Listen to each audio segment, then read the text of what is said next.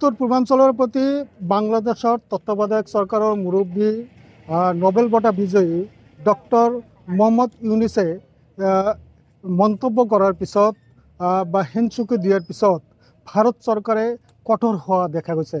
ভাৰত চৰকাৰে কঠোৰ সিদ্ধান্ত গ্ৰহণ কৰি বাংলাদেশৰ পৰা কিছুমান সামগ্ৰী ভাৰতলৈ আমদানিৰ ক্ষেত্ৰত নিষেধাজ্ঞা জাৰি কৰিছে স্থলপথেৰে।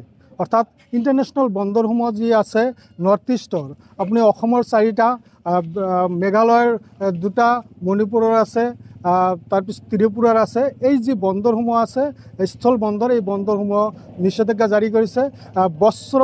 বস্ত্ৰকে আদি কৰি কাপোৰ বা সূতা, তাৰ লগতে পানীয় যি সামগ্ৰী বা যি জুচ আদি সামগ্ৰীৰ দৰে সামগ্ৰীসমূহ ভাৰতত যি আমদানি, সেই আমদানি বন্ধ কৰিছে। মই বৰ্তমান উপস্থিত আছোঁ একেবাৰে ভাৰত বাংলাদেশ সীমান্তৱৰ্তী সোনাত আন্তঃৰাষ্ট্ৰীয় যি বজাৰ, সেই বজাৰত আছোঁ আমি। আৰু এই বজাৰৰ লগত যিহেতু বহুত মানুহ জড়িত হৈ আছে, সহস্ৰাধিক মানুহ ইয়াতে কৰ্মসংস্থাপন বিচাৰি লৈছে।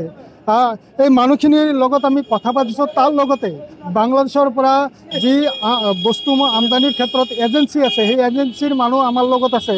আমি তেখেতৰ লগত আমি কথা পাতি গৈছিলোঁ। দাদা, আপোনাৰ ওচৰলৈ আহিছোঁ, আপোনাৰ নামটো ক'ব, পৰিচয়টো। মোৰ নাম আমিনুৰ হক, মই কাষ্টম ক্লিয়াৰেন্স এজেণ্ট।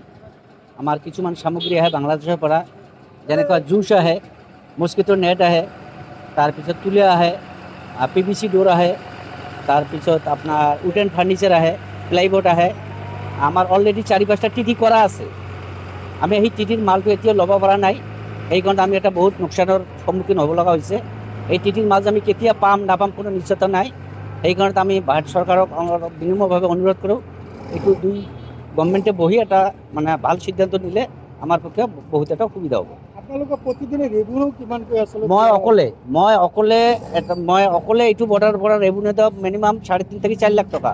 মোৰ নিচিনা আকৌ বহুত আছে দিবলগীয়া। মোৰ নিচিনা বহুত মানুহ আছে 2 মতন ৰেভিনিউ। এনেকুৱা যদি গোটাই ইণ্ডিয়াৰ বৰ্ডাৰবিলাকত যদি ৰেভিনিউ লছ হৈ যায়, তাহলে গভৰ্ণমেণ্টৰ বেছি এটা লছ হ'ব, ভাল এটা লছ হৈ যাব। আৰু ইয়াত মানে এক্সপৰ্টাৰ, ইম্পৰ্টাৰ আৰু লেবাৰ মিনিমাম সামথিং 3,000 থেকে 4,000 মানুহ জড়িত হৈ আছে। সেইকাৰণে মই আমাৰ ইণ্ডিয়া গভৰ্ণমেণ্ট, বাংলাদেশেৰ গভৰ্ণমেণ্টক আমি বিশেষভাৱে এটা অনুৰোধ কৰিছোঁ, সিহঁতে বহি আমাৰ যিখিনি সমস্যা আছে সমস্যাখিনি সমাধান কৰি দিব লাগে। ধন্যবাদ। হয়, ধন্যবাদ থাকিল। হয়, এই আছিলে আমিনুৰ, তেখেতে এজেঞ্চি লৈছে। আচলতে আমি আন এগৰাকীৰ লগত আমি কথা পাতিব বিচাৰিম। তোমাৰ ওচৰলৈ আহিছোঁ। হয়, আচলতে তুমি যিহেতু ইয়াতে জড়িত হৈ আছা, সংস্থাপন তোমাৰ ইয়াতে আছে। হয়, ফাৰ্ষ্ট অফ অল যোৱাকালি এটা নটিফিকেশ্যন DGFTৰ পৰা দেখা গ'ল যে ভাৰত চৰকাৰে স্থলপথেৰে বাংলাদেশৰ পৰা আমদানিকৃত সামগ্ৰী বন্ধ কৰিছে। ইয়াৰ ফলত যিমানখিনি ইম্পৰ্টাৰ ইয়াৰ লগত জড়িত আছে তেওঁলোকৰ কাম নাইকিয়া হৈ গ'ল। অনাগত দিনত ভাৰত চৰকাৰে নিশ্চয় ইয়াৰ কিবা সুব্যৱস্থা ল'ব, সেইটোৱে আশা কৰিম।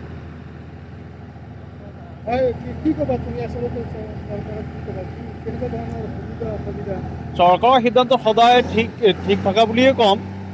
কিবা বাংলাদেশৰ লগত সম্পৰ্কৰ অৱনতি হোৱাৰ কাৰণে ভাৰত চৰকাৰে এই কঠোৰ সিদ্ধান্ত ল'বলগীয়া হৈছে। নিশ্চয় ইয়াৰ ফলত বাংলাদেশৰ চৰকাৰে চাব যে ভাৰতৰ লগত যাতে এনেকুৱা কোনোদিনো ব্যৱহাৰ নহয়।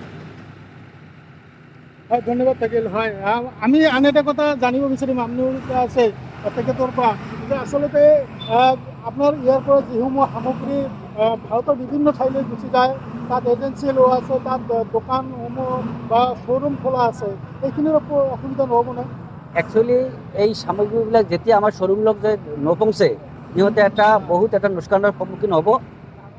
পাৰ্টিবিলাক অগ্ৰিম আমাৰ টিটি দিব লাগে, টিটি নিদিলে মাল নাহে। তাত ছিষ্টেম আছে গভৰ্ণমেণ্টেৰ ছিষ্টেমতে আমাৰ অলৰেডি 4-5টা টিটি আছে। এই মালবিলাক যদি আমি ল'ব নোৱাৰোঁ, তেনেহ'লে আমিও এটা মানে লোকচানৰ সন্মুখীন হ'ম। হয়, ধন্যবাদ থাকিল। হয়, এটা কথা ক'ব লাগিব, সেয়া হ'ল 17 মে 2026 তাৰিখে অধিসূচনাৰ মতে 7/2026 জৰিয়তে যিখিনি জাৰি কৰা নিৰ্দেশনাত বাংলাদেশৰ সকলো ধৰণৰ ৰেডিমেড গাৰ্মেণ্টছৰ কথাই কওক বা সূতাৰ কথাই কওক বা পানীয় যিখিনি ফলৰ জুচৰ কথাই কওক, এইখিনি কিন্তু আচলতে বাংলাদেশৰ পৰা অসমলৈ বা ভাৰতবৰ্ষলৈ আমদানিৰ ক্ষেত্ৰত নিষেধাজ্ঞা জাৰি কৰিছে, বিশেষকৈ নৰ্থ ইষ্টলৈ।